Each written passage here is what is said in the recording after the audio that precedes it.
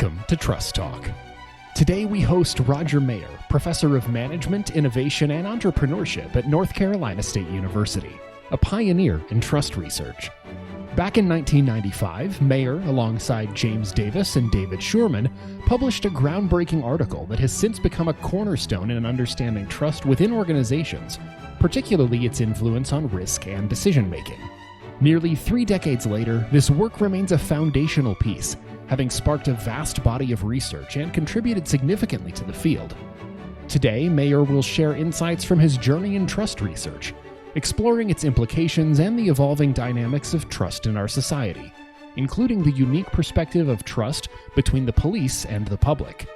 Join us for a fascinating exploration of trust with one of the early visionaries in the field.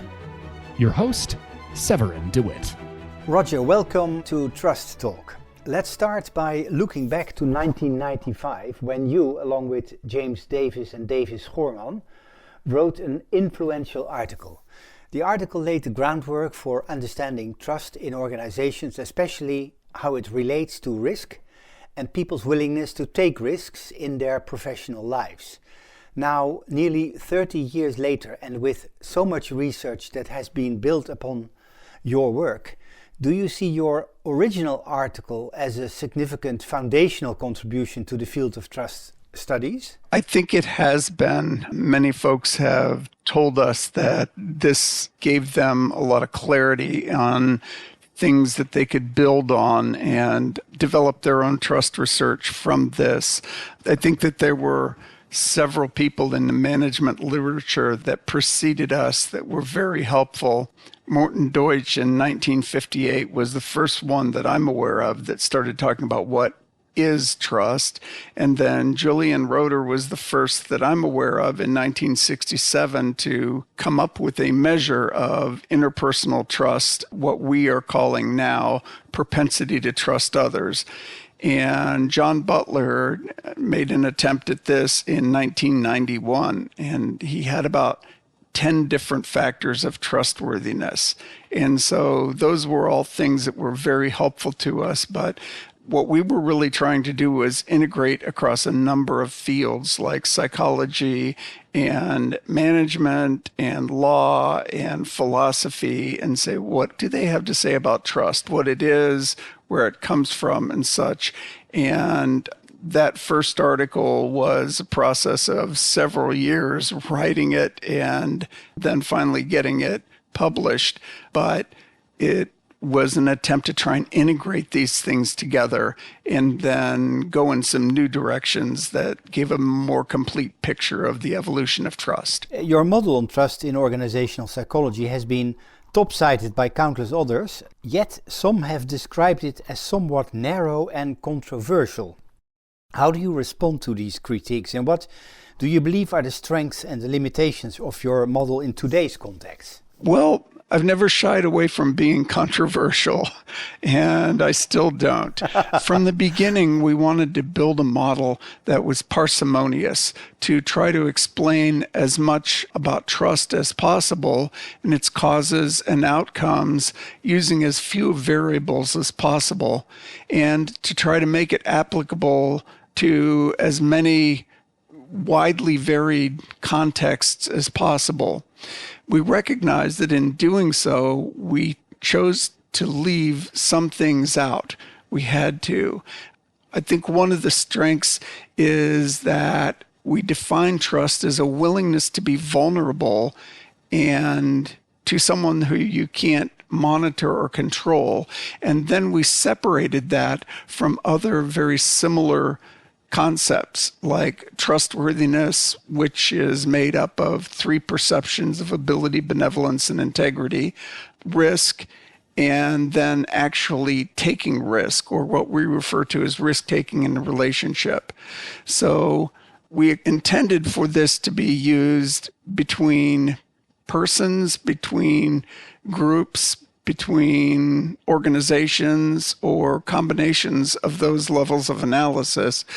But what we found out a number of years later is it's being used for very different areas, such as trust in robots and trust in AI, which is not what we intended at all, and yet they have found it helpful. I think that there are limits inherent in trying to be parsimonious, but there's good and bad to it because it's simple to grasp the model, and yet it can always be accused of ignoring certain things. So, yeah, I'll take the criticism that it's controversial. I actually even kind of like that because controversy is what spurs discussion, and discussion is the heart of science, that we look at something and say, is there a better way to look at this? And how so? And then can we convince the community of it?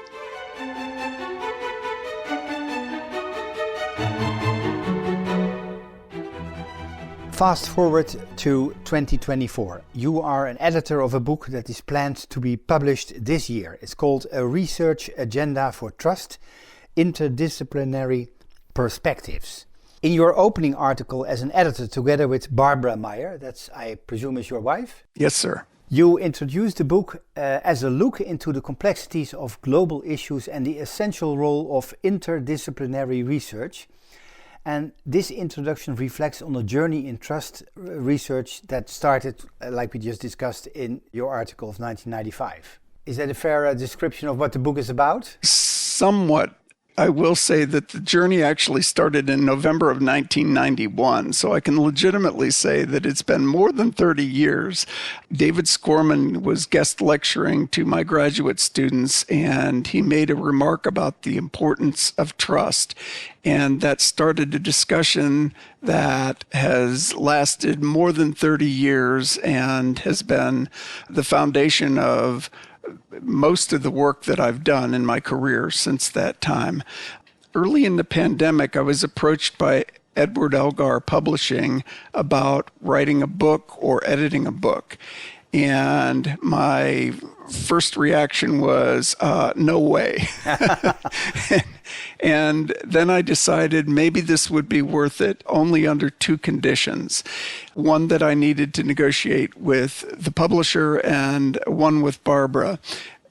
First, I wanted it to be something very different and that I felt was very needed. And second, I only wanted to do it if my wife, Barbara, would co-edit it.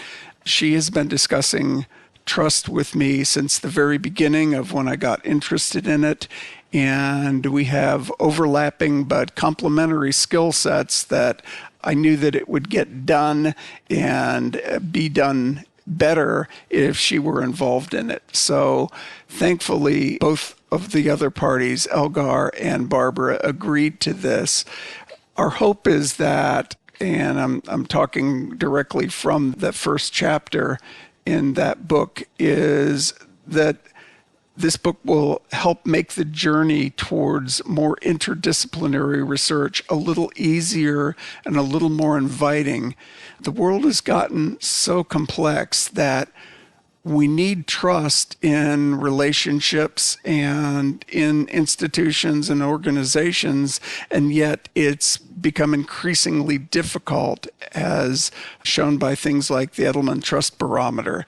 And so that was really the journey, or the stretch of the journey, that this book is about. In that same book, you also published an article you wrote with Kimberly Wingert, Trust in Autonomous Technology, the Machine or Its Maker.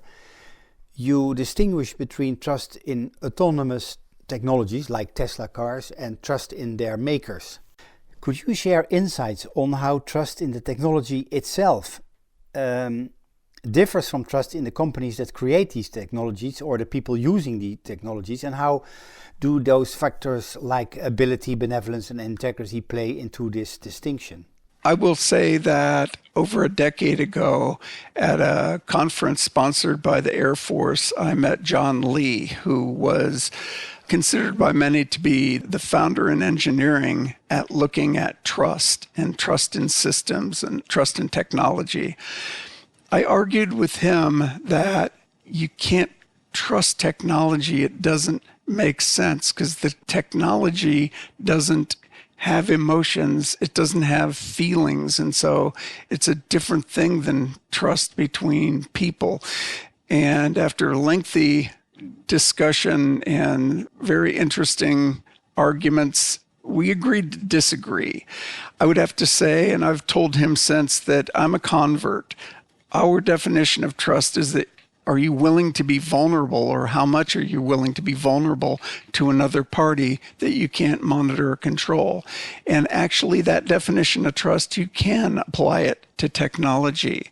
The question that differs between trusting another person or a group of people and trusting technology is, why would you be willing to be vulnerable? The automated technology, as I said, doesn't have any feelings.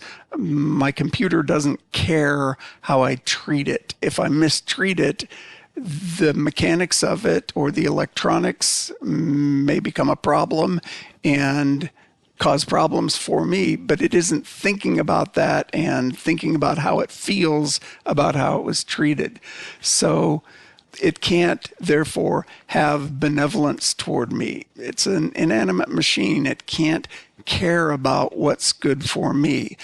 For me to assume that it has something like benevolence, I have to change the referent. So instead of thinking about just the piece of machinery, I have to think about who made the machinery and are they benevolent toward me? Or who services the machinery? Are they benevolent toward me? Do they care about what's good for me? The question becomes, loosely speaking, are you trusting the technology itself, the physical artifact, or are you trusting its maker? And that paper was a theoretical paper, and it's something that we have been pursuing, gathering data on to evidence what differences are there between trusting the technology, people in general, or the makers of the technology.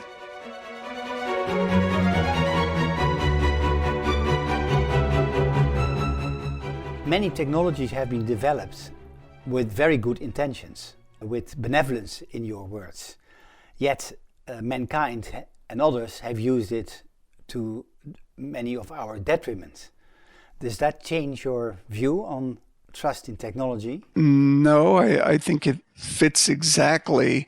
They may have had, whoever the makers were, Nobel, I believe it was Nobel, who invented dynamite. And he intended it to be an end to war because this is such a horrendous thing that the threat of using it will stop war. Well, we know that that's not the case. Now, does it change anything about whether or not you can trust technology, or if the expected benevolence, the intent of benevolence on the part of the maker was ill-founded?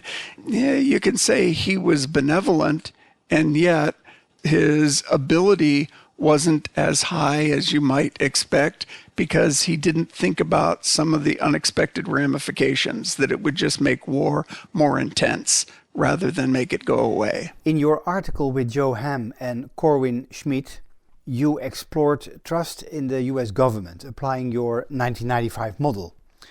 You mention a new measure of trust, assessing vulnerability, which predicts trust correlates more effectively than the traditional measure by what's called ANES. That's ANES for our European listeners. That stands for American National Election Studies, which has been for a long time the gold standard. Could you simplify this concept for our listeners? I think that this speaks to the importance of differentiating trust and trustworthiness and its dimensions.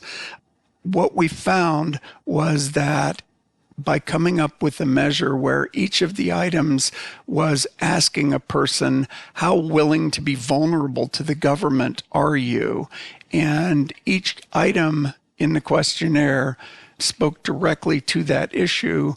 We were able to come up with a measure that was significantly more correlated with a number of the other topics or variables that you would expect trust in the government to be related to.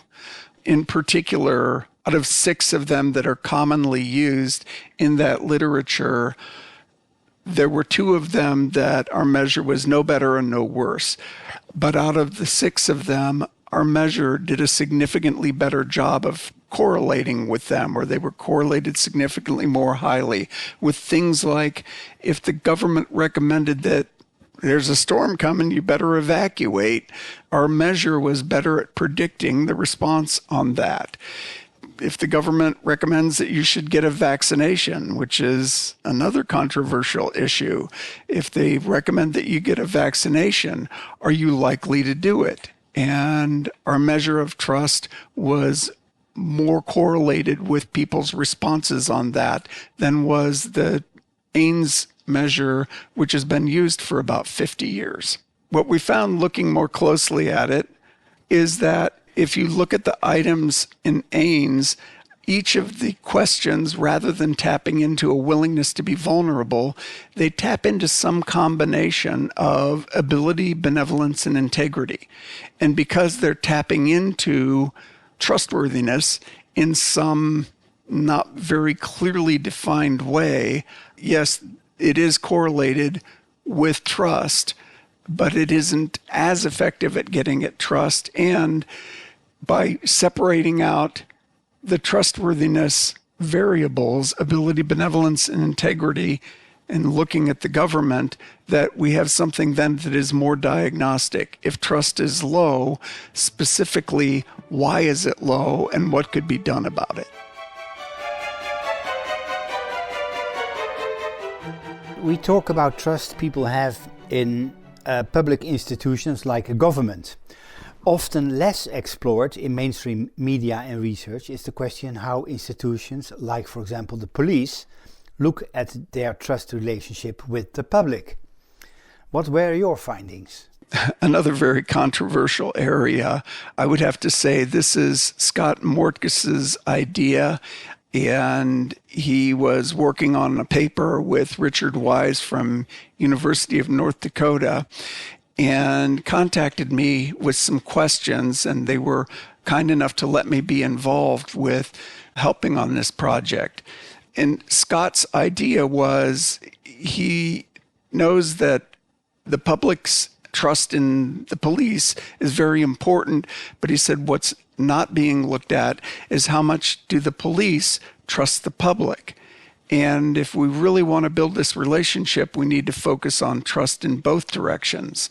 So we built measures of ability, benevolence, and integrity and trust from the perspective of the police looking at the public and their trust in the public. What we found was that using measures that weren't just self-report measures, we found that police take greater personal risks on the job if they trust the public more. Now, part of why this is controversial is that how much risk-taking and what nature of risk-taking is the appropriate nature for police. And one of the things that they do differently, what we found in our study, is that in that particular context, they made more arrests. And that has often been used as a measure of police performance, is how many arrests you make. And yet it also ties into, is this over-policing? So is this a measure of performance or not? And that's one that we can't answer from this research. But what we can say is that the police officers respond to risk differently if they trust the public that they're working with. Roger, people often talk about trust and trustworthiness as if they are the same, but they are different, right? Yes. Trust is a reaction. Trust is a willingness to be vulnerable to the other party when you can't monitor or control what the other party is going to do. Trustworthiness we see as a set of perceptions that obviously affect trust, but in and of themselves, they are perceptions of the other party. So if I were going to trust someone to, say, work on my car, What level of ability do I think they have? And I will have a perception of that. How much do they care about me? Am I just another customer? Or my brother used to be in that industry and he particularly cared that I didn't have problems. And so that's another factor of trustworthiness. And the third is integrity. Is this someone who cuts corners, or do they want to do the job right? Or what's the set of values that they have as they're working on vehicles? So all of those perceptions that I would have in the mechanic play into how willing to be vulnerable am I to that mechanic and to the advice of that mechanic of how far I ought to go to fix a problem. And so we see those two things as inextricably linked with one another, but they're worth pulling apart the perceptions that are in trustworthiness, because that gives you something more diagnostic about why is this level of trust either high or low.